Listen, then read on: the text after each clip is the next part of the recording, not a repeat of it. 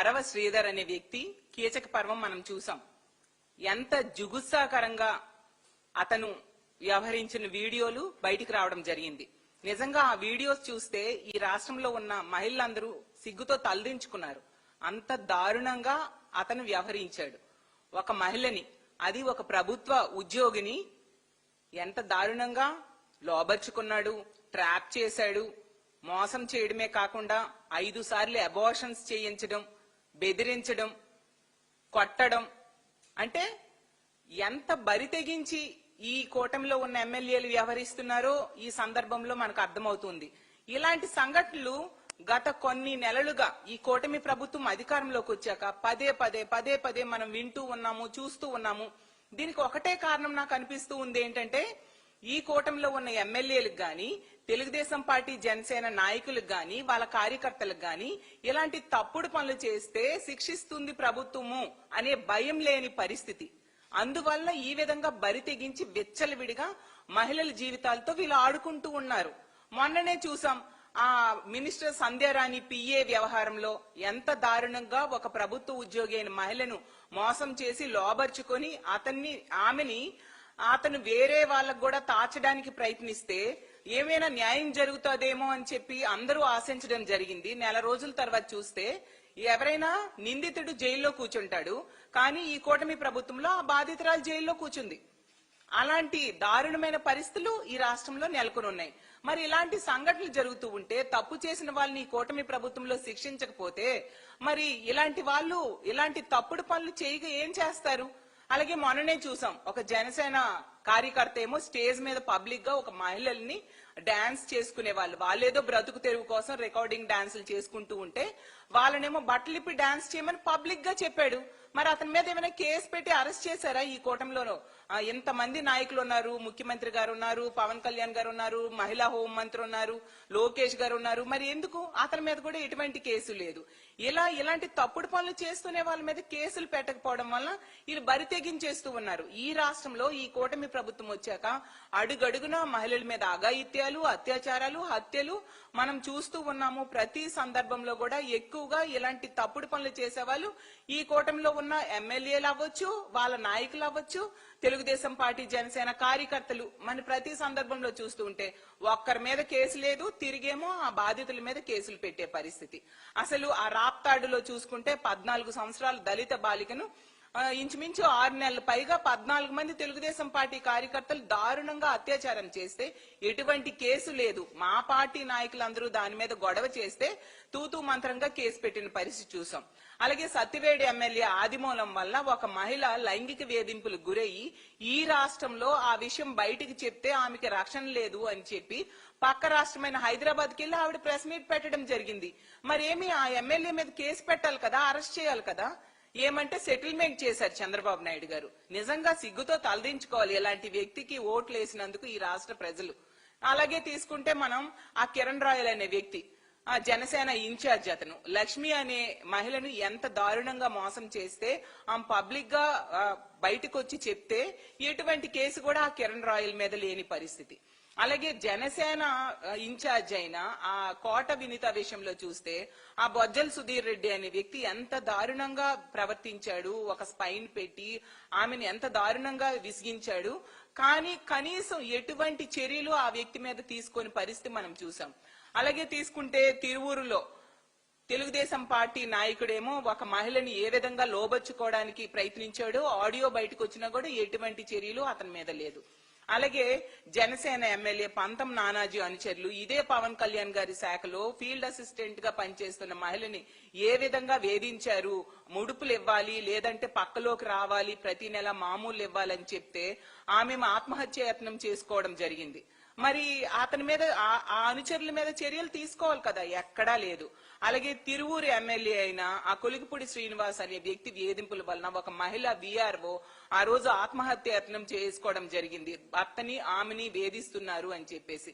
కానీ అతని మీద కూడా ఎటువంటి చర్యలు తీసుకోని పరిస్థితి. ప్రతి సందర్భంలో కూడా తప్పు చేసే వాళ్ళని వీళ్ళు వెనకేసుకొస్తూ లేదా సెటిల్మెంట్లు చేస్తూ ఉన్నారు తప్ప ఎక్కడా కూడా వాళ్ళ మీద ఎటువంటి చర్యలు తీసుకోకపోవడం వలన ఈ రోజు కూటమి ఎమ్మెల్యేలు బరి తెగించేసి ఈ విధంగా అధికార మదంతో మహిళల జీవితాలతో ఆడుకుంటూ ఉన్నారు. ఎంత దారుణం!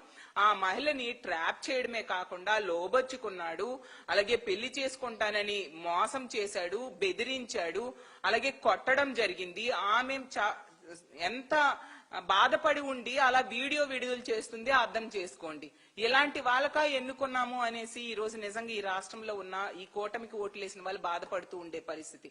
మాట్లాడితే చాలా డైలాగ్స్ చెప్తూ ఉంటారు పవన్ కళ్యాణ్ గారు. తాట తీస్తాను, మహిళల మీద ఎవరైనా చేయి వేస్తే వాళ్ళ తాట తీస్తానని చెప్తారు పవన్ కళ్యాణ్ గారు. మరి పవన్ కళ్యాణ్ గారు మీ ఎమ్మెల్యే కదా ఇలాంటి పని చేశాడు, ఒక మహిళని ఎంత దారుణంగా మోసం చేశాడు, 5 సార్లు అబార్షన్ చేశాడు, ఆమె జీవితాన్ని నాశనం చేశాడు, లొంగకపోతే కొడుకుని చంపేస్తానని చెప్పి బెదిరించాడు కదా. ముందు తాట తీయండి, మీ ఎమ్మెల్యే తాట తీయండి, సుమోటోగా ప్రభుత్వం కేసు నమోదు చేసేట్టుగా చేయండి, అతన్ని అరెస్ట్ చేయండి, మీ పార్టీ నుంచి ముందు సస్పెండ్ చేయండి పవన్ కళ్యాణ్ గారు, దయించి సస్పెండ్ చేయండి అని అడుగుతున్నాం. అలాగే చంద్రబాబు నాయుడు గారు మాట్లాడితే చెప్తారు ఎవరైనా ఈ రాష్ట్రంలో మహిళ మీద చేయేస్తే అదే చివరి రోజు అంట.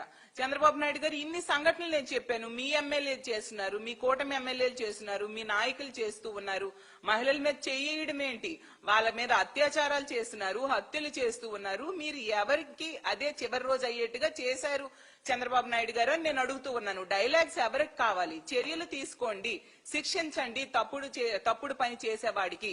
ఇంకొకటి అలాంటి తప్పుడు పని చేయకుండా భయపడతారు.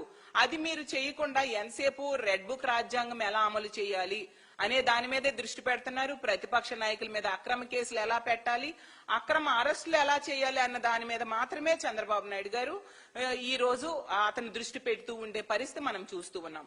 ఇంకా మహిళా హోంమంత్రి గారు, ఆవిడ గురించి చెప్పనే అవసరం లేదు. ఆవిడికి పదవి ఇచ్చారు మా జగనన్నని, మా వైఎస్ఆర్ కాంగ్రెస్ పార్టీని తిట్టడానికి, మా పార్టీ నాయకుల మీద అక్రమ కేసులు పెట్టడానికే. ప్రతి సందర్భంలో కూడా అది నిరూపించబడుతూ ఉంది. ఎంత దారుణంగా మహిళలకి మీ కూటమిలో ఉన్న ఎమ్మెల్యేలు అత్యాచారాలు చేసి మోసం చేస్తూ ఉంటే మీరేం చేస్తున్నారమ్మా హోంమంత్రి గారు అని నేను అడుగుతూ ఉన్నాను. మీరైతే తీసుకుంటే ఆ ఫేక్ ఇన్ఫ్లుయెన్సర్స్, ఆ కానిస్టేబుల్ ఎవరో ఆవిడ ఒక ఫేక్ మహిళ అంట, ఆమె ద్వారా ఈవిడ పబ్లిసిటీ తెచ్చుకోవడం కోసం ఆవిడికి ఇంటికి పిలిచి భోజనం పెట్టారు, వీడియోలు తీసి ఇన్స్టాగ్రామ్ లో యూట్యూబ్ లో పెట్టుకున్నారు, మంచిదే. కానీ ఇక్కడ ఈ మహిళ, మీ తోటి మహిళ ఈ విధంగా మీ కూటమి ఎమ్మెల్యే వలన అన్యాయానికి గురైంది. ఎంత దారుణంగా దెబ్బలు కొట్టాడు, అత్యాచారం చేశాడు, 5 సార్లు అబార్షన్ చేశాడు, పిల్లడిని చంపేస్తానని భయపెట్టాడు. మరి అతని మీద ఎటువంటి యాక్షన్ మీరు తీసుకుంటారు?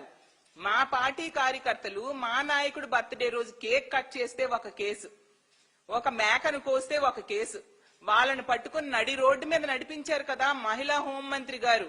మరి ఈ వ్యక్తిని, ఈ జనసేన ఎమ్మెల్యేని ఇతని మీద కేసు పెట్టండి, అతన్ని నడి రోడ్డు మీద నడిపించండి. మరి ఆ సంధ్యారాణి పిఏ విషయంలో కూడా మీరు ఏం చేశారు? తిరిగి బాధితురాలి మీద కేసులు పెట్టిన పరిస్థితి మనం చూస్తూ ఉన్నాము. ఎంత దారుణంగా మీరు వ్యవహరిస్తూ ఉంటే మీకెందుకమ్మా ఆ పదవి? మీకెందుకు ఆ పదవి? మీరెందుకు ఇలాంటి పెద్ద పెద్ద పదవులు తీసుకొని మహిళలకి ప్రజలకి రక్షణ ఇవ్వకుండా ప్రజల్ని ఈరోజు భక్షించే పరిస్థితి మీ నాయకులే చేస్తూ ఉంటే, మీరు చూస్తూ ఉంటే మీకెందుకు ఈ పదవులు అని నేను అడుగుతూ ఉన్నాను. అలాగే స్పీకర్ గారు ప్రతి మీటింగ్ లో, ప్రతి సందర్భంలో, ప్రతి చర్చాగోష్ఠిలో కూడా చెప్తున్నారు నో వర్క్ నో పే ఇలా అంటూ చాలా చాలా ప్రవచనాలు చెప్తూ ఉన్నారు స్పీకర్ గారు.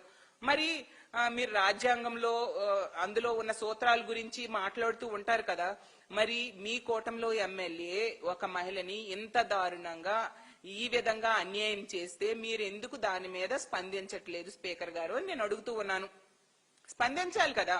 ఏమైనా ప్రతిపక్ష నాయకుల మీద కామెంట్స్ చేయడానికి మీరు స్పందిస్తారా? మీ కూటమిలో వాళ్ళు ఇంత దారుణానికి ఒడిగడితే మీరు స్పందించరా స్పీకర్ గారు అని నేను అడుగుతూ ఉన్నాను. అలాగే లోకేష్ గారు ప్రతి సందర్భంలో నేను కౌన్సిల్లో చూశాను, అసెంబ్లీలో చూశాను, బయట మీటింగ్స్ లో విన్నాను. ఏంటంటే మహిళలంటే మాకు అపారమైన గౌరవం అంటూ చాలా డైలాగ్స్ చెప్తూ ఉంటారు లోకేష్ గారు. మరి మీ ఎమ్మెల్యేలు ఎంత దారుణంగా వ్యవహరిస్తూ ఉంటే మీరు ఎటువంటి చర్యలు తీసుకుంటూ ఉన్నారు? మీకు మహిళలంటే గౌరవం కదా, మరి ఆ మహిళలకి ఎంత అన్యాయం జరిగినప్పుడు మీరు సుమోటోగా కేసులు పెట్టాలి కదా. ఆ వ్యక్తుల్ని ఆ పార్టీ నుంచి సస్పెండ్ చేయించాలి కదా. అతని మీద కేసు పెట్టి అరెస్ట్ చేయించాల్సిన బాధ్యత మీ మీద లేదా లోకేష్ గారు అని అడుగుతున్నాను. ఇలా తీసుకుంటే ప్రతి సందర్భంలో కూడా ఇన్ని సంఘటనలు జరిగినప్పుడు, ఏ ఒక్క సంఘటనలో ఏ ఒక్క మహిళకి అన్యాయం జరిగినప్పుడు కూడా ఈ కూటమిలో ఉన్న నాయకులు ఎవరు కూడా స్పందించట్లేదు. తమకి పట్టనట్టుగా వ్యవహరిస్తూ ఉండే పరిస్థితి ప్రతి సందర్భంలో కూడా చూస్తూ ఉన్నాము. అందువలన ఈ రోజు ఈ కూటమిలో ఉన్న ఎమ్మెల్యేలు అవ్వచ్చు, నాయకులు అవ్వచ్చు, కీచకుల్లా వ్యవహరిస్తూ ఉన్నారు. మహిళలు మాన ప్రాణాలతో ఈ రాష్ట్రంలో బ్రతికే హక్కు లేనట్టుగా వీళ్ళు వ్యవహరిస్తూ ఉండే పరిస్థితి మనం చూస్తూ ఉన్నాము. దీన్ని మేము చూస్తూ ఊరుకోము. ఇప్పటి వరకు ఎన్నో సంఘటనలు జరిగాయి. ప్రతి సందర్భంలో కూడా మా వైఎస్ఆర్ కాంగ్రెస్ పార్టీ స్పందించడమో, మా జగనన్న స్పందించడమో, వెళ్లి ఆ కుటుంబానికి అండగా నిలబడ్డమో చేస్తూ జరుగుతూ ఉండే పరిస్థితులు ఉన్నాయి తప్ప ఎక్కడైనా ఏ అత్యాచారం జరిగినా, హత్య జరిగినా ప్రభుత్వం స్పందించిన దాఖలాలు ఒక్కటి కూడా కనిపించవు. రోజు రాంబిల్లిలో ఒక అమ్మాయికి హత్య చేసిన సంఘటన అవ్వచ్చు, అలాగే తీసుకుంటే చాలా సంఘటనలు, ముచ్చుమర్రి సంఘటన చూసాము, అలాగే చాలా చాలా సంఘటనలు. ఇప్పుడు తెనాలిలో సహానా అనే ఒక దళిత మహిళను టీడీపీ వ్యక్తి దారుణంగా కొట్టేసి బ్రెయిన్ డెడ్ అయ్యేట్టుగా చేసి చంపేయడం జరిగింది. ఆ రోజు జగనన్న వెళ్లారు పరామర్శకి, ఆ కుటుంబానికి ధైర్యం చెప్పడానికి. ప్రభుత్వం ఏమైనా ఆ కుటుంబాన్ని ఆదుకుందా? మా జగనన్న ఆదుకోవడం జరిగింది. ఇలా ప్రతి సందర్భంలో కూడా రాజమండ్రిలో తీసుకుంటే బీఫార్మసీ విద్యార్థిని తెలుగుదేశం పార్టీ నాయకుడే ఎంత దారుణంగా ఆమెకి చంపడం జరిగింది. ఆమె ఆత్మహత్యకు కారణమయ్యాడు అతను. మరి ఈ ప్రభుత్వం ఏమైనా చర్యలు తీసుకుందా అతని మీద?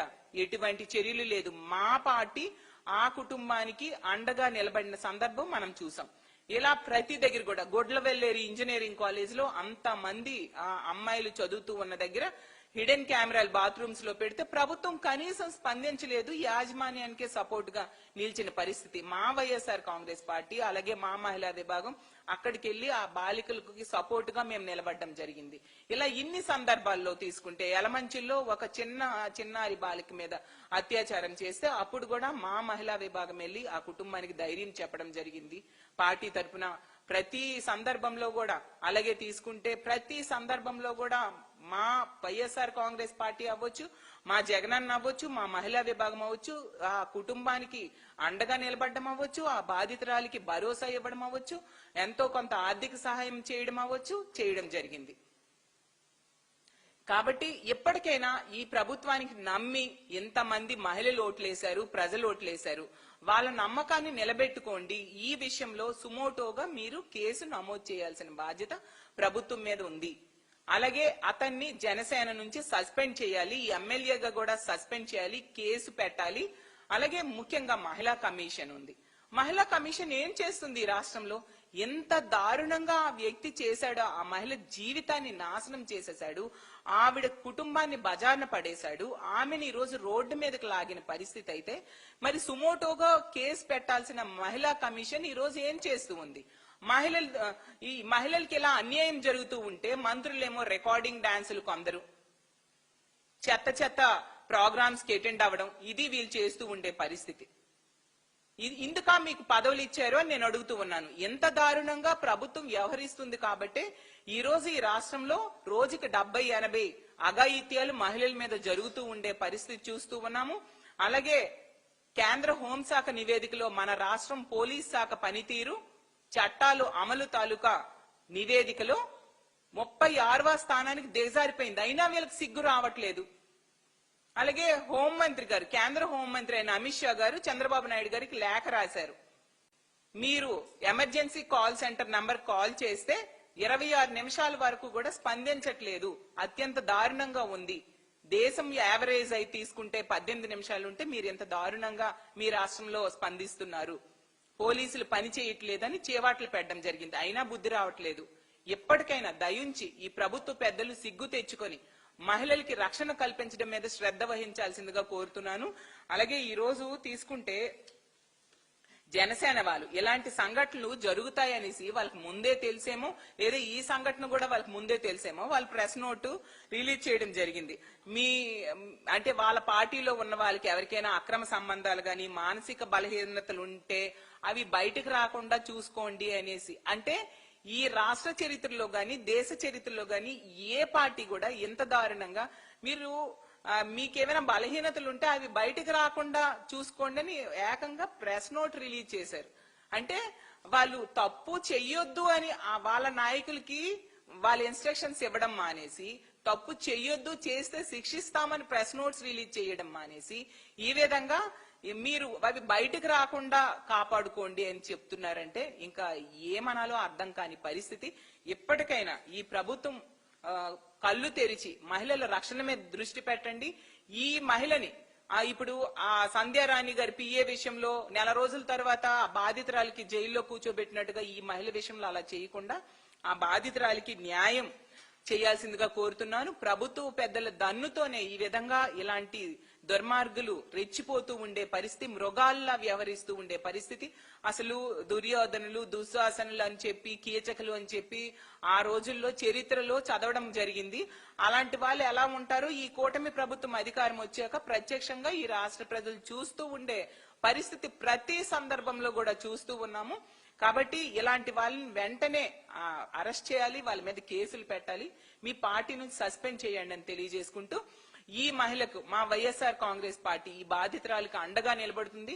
ఇప్పటికి అన్ని సందర్భాల్లో కూడా బాధితులకు మా పార్టీ అండగా ఉంది, సపోర్ట్ గా వాళ్ళ తరపున మేము నిలబడడం జరిగింది. ఈ బాధితురాలకి న్యాయం జరిగేంత వరకు కూడా మేము అందరం కూడా మా పార్టీ, మా మహిళా విభాగము, మా జగనన్నతో సహా అందరం కూడా ఈ మహిళకు వెన్నుదన్నుగా ఉంటాము.